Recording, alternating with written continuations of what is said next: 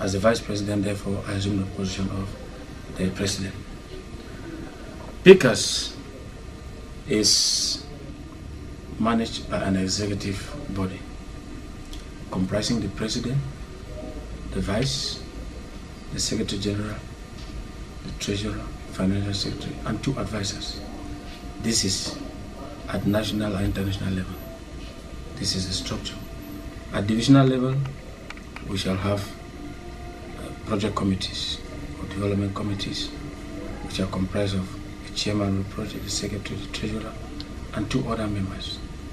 That's this is the structure at divisional level.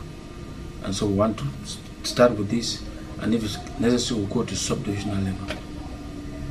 Okay, thank you very much, sir. And somebody whose voice we've not heard, we're not going to be turning to him. That is the Financial Secretary, Mr. Chris Santos Ngwa. You know, at the beginning of everything, it's always a problem of money. How is this going to be sponsored? How are these activities going to be financed? So I want to find out from you, how does PICAS handle this? How is PICAS financed? Thank you very much for that question. PICAS has lots of resources, I would say, because we have very enthusiastic members. So we have to get much of the resources from registration and from annual dues. We know that there are abundant resources in Cameroon, but the problem is harnessing them for development-oriented activities. We know that many of the elite who leave the communities to greener pastures, they have lots of resources such as equipment which can be used for road construction. We have sand in the communities, and we have stones which can be used for all kinds of things. We have trees, and we mobilize all these resources through initiatives by the very people, because we know that people like to have things, but they don't know how to get them. So we have to mobilize them and train them to open up, to express their needs, and to use these resources for their development. You know, the motto is from us, for us, and with us. By us. By us. Thank you. So all these resources will come from the various communities, just as from the concerned members. And in future, these people who have gone out of the country will be asked, when you were away, how did your community develop? So they will be able and happy to actually also provide resources for their development. Thank you very much. Thank you very much, Mr.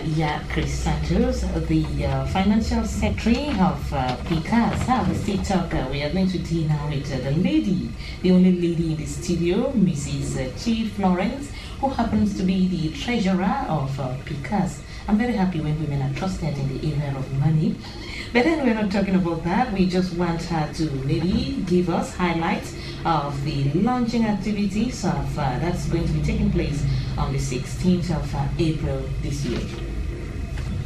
Thank you very much, Madam, for giving me this opportunity to make the public know our activities of the 16th of April.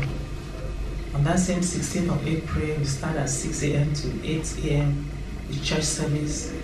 Then at 8 a.m. to 9 a.m. we have motorcycle procession accompanied by public address sound system.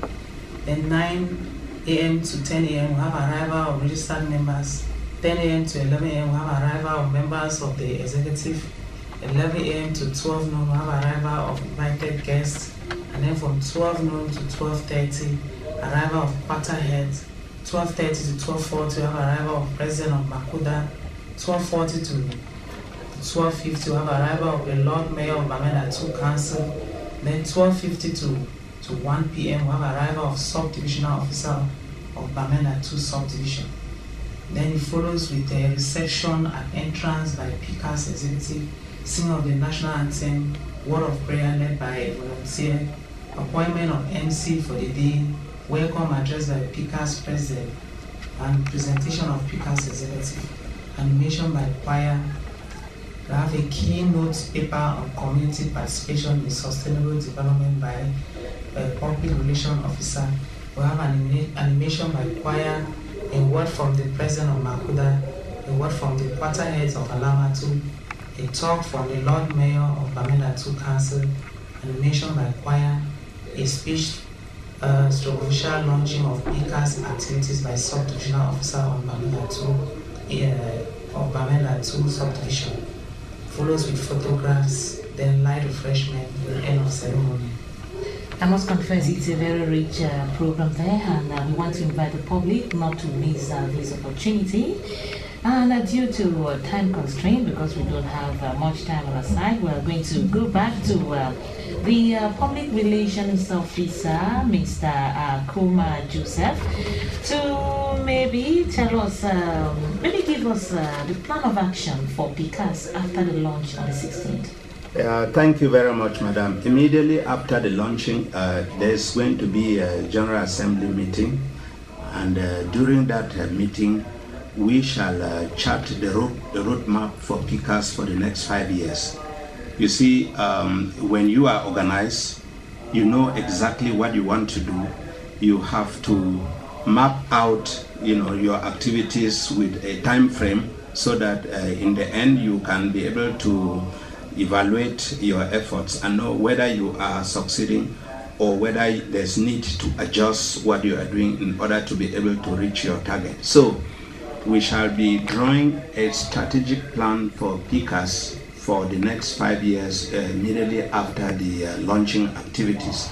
We couldn't do this before because we wanted first to have the collaboration of the stakeholders. So the most important thing was to come in the air and let our partners know what we are doing, so as to render the kind of support that we will need from the partners and the other stakeholders with whom we shall be working. So once more, within the coming week after the 16th, we shall be charting our roadmap for the next 5 years. Thank you, Madam.